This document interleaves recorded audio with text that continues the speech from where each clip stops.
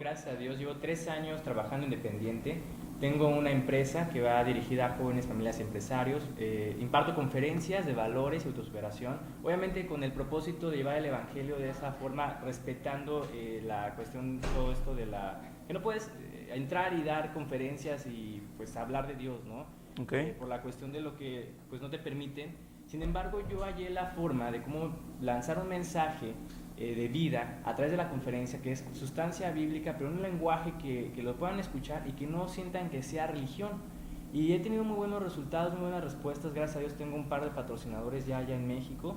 Y bueno, son las conferencias, también manejo distribución. Cualquier tipo de material, DVD, libro, revista, lo que sea, lo podemos producir como también distribuir en librerías de prestigio, al igual que también en librerías cristianas, o sea, en ambos rubros. Ok. Y para eso me gustaría mandarle un saludo a Luis Lara. Luis Lara es un autor, conferencista también, pastor, también está allá en Estados Unidos en televisión. Y bueno, él es un parteaguas de esto porque es el primer autor cristiano que por la cuestión de empresa que Dios me ha dado, ha logrado entrar a la librería como Porrúa.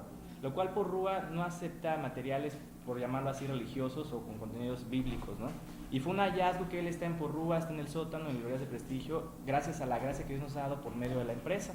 En la cuestión cristiana, los ministerios que Dios me ha permitido llevar a cabo, bueno, pues todo es para la gloria y honra de Dios. No quiero sonar vanaglorista ni mucho menos, todo es por su misericordia y gracia. Y bueno, soy conductor de eventos, conductor de radio, de masivos, predicador, organizador de eventos, asesor de eventos, de publicidad. Y bueno, pues como que Dios me ha dado la oportunidad de ser como todólogo, ¿no? Y pues voy como me inviten, a sea ranchitos, sea estadios, sea congregación, sea un lugar donde no hay techo, donde sea lo que haya necesidad y donde el Señor me quiera enviar, ahí voy con muchísimo gusto.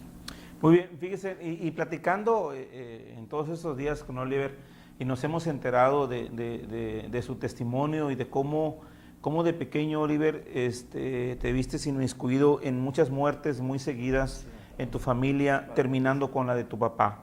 Mi pregunta va en relación a lo que dice, por ejemplo, la Escritura. Proverbios capítulo 1, versículo 8, dice: oye, hijo mío, la instrucción de un padre y no desprecies la dirección de tu madre. En ese momento de pérdida tan grande, Oliver, que viviste de pequeño, ¿cómo fue para ti ese proceso de saber que papá ya nunca iba a regresar por esa puerta, la cual viste salir algún día?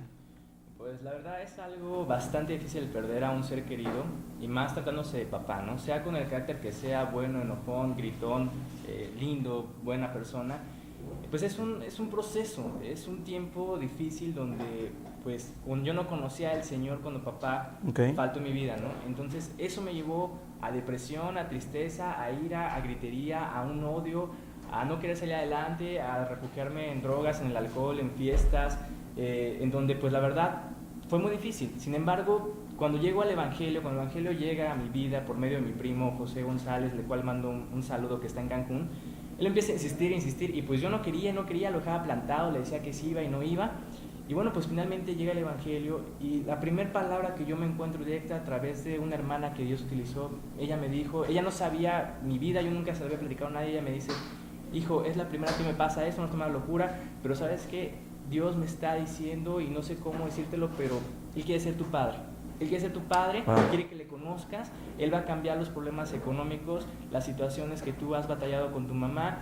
Próximamente vas a estar los dos alabando a Dios, y él te va a ayudar, Él va a cambiar tu vida, y tiene grandes cosas que tú nunca te imaginas que Él va a hacer, y va a hacer muchas de las cuales tú vas a ser testigo. Y efectivamente pasó un tiempo y eso se cumplió, y ha cambiado mi vida de una manera impresionante. En tan solo 7 años de cristiano, 3 de ministerio y los otros 4 ya, no, 3 de estarme congregando, de aprender, de escudriñar, de orar, de conocer, de todo esto, y ya los otros 4 de ministerio.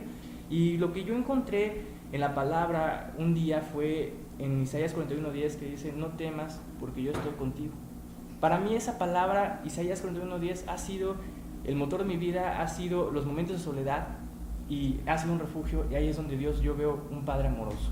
Oye, Oliver, escuchándote y que pudiste llegar a esa parte de la Escritura de Isaías, ¿cómo se encontraba tu vida cuando encontraste al Señor? ¿Cuál era tu condición cuando tu primo te invitaba a la iglesia, cuando te decía: mira, Jesús te ama, y todas esas cosas que de repente uno escucha, ¿verdad? Y dice: ay, viene otra vez el primo.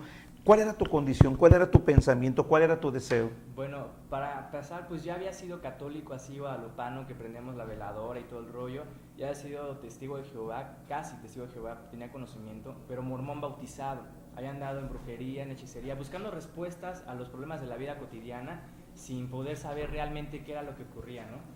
Y pues yo llegué lastimado, con mucho dolor, con resentimiento, con un vacío tremendo en mi corazón que nadie podía llenar y que Dios, pues de repente cambió ese vacío, ¿no? Él llenó ese vacío, esa necesidad de un padre, que para mí fue algo muy impresionante porque yo no podía entender cómo Dios podía ser mi padre, cómo Dios podía ser mi amigo, cómo Dios podía ser mi jefe en la cuestión de labores porque pues solamente dependo de Él.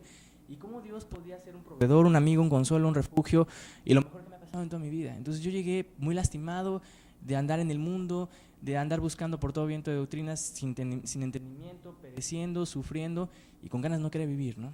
Y ya cuando te encuentras con ese Jesús y con ese Dios amoroso, con ese Dios como Padre, ¿cuál fue la impresión que te llevaste de aquello que en algún tiempo rechazabas y que ahora estabas disfrutando? ¿Cuál fue tu reacción al encontrarse a ese Jesús con ese Padre amoroso? Fue vergonzoso, doloroso, porque recuerdo que un día, antes de conocerlo, un sábado en la madrugada, llegué yo a una fiesta y muy sacado de onda, preguntando muchas cosas, y ese día yo le reclamé a Dios, le dije, si realmente tú existes, quítame la vida, si existes, quítame la vida. Y yo no sabía el significado de la palabra propósito, pero yo le dije, yo no creo que tenga un propósito, no encuentro razón para vivir, ni a las personas que amo no me llevo bien con ellas, me quitaste a mi abuelo, a mi papá, la economía, etcétera. Yo tenía muchas dudas, mucho dolor, y le dije, sabes que si eres Dios, quítame la vida. Y yo lo reté, ¿no? Y al otro día me encuentro con esta palabra que les mencionaba hace un rato a través de esta hermana que me decía lo contrario, que Dios había escuchado mi clamor, que Él escuchó cuando yo clamé, y eso a mí me impresionó porque es que esta señora pues, no es bruja, no es para de sufrir, no es nada de esto. Dices, ¿qué onda, no? O sea, de repente ella sabía exactamente lo que yo le había reclamado a Dios, que Dios le había mostrado y Dios la estaba usando, como la palabra dice que él habla a través de profetas, visiones, revelación, etcétera. Y pues me encuentro con una cara llena de vergüenza, donde Dios me contesta de una manera muy directa y donde veo que esto que me fue anunciado me fue cumplido, y luego me encuentro en estadios, en el Zócalo, en lugares, en medios, y pues de repente dices, no tengo cara para agradecerte, no sé cómo te puedo haber juzgado, nadie te puede decir lo contrario porque pues Él es Dios. Ahora, ese momento en que la palabra de Isaías se vuelve un rema en tu vida, se vuelve una realidad, y que esos temores que te atormentaron por muchos años, la falta de tu papá, nos comentabas que tu mamá se había convertido en una especie de sargento, Sí.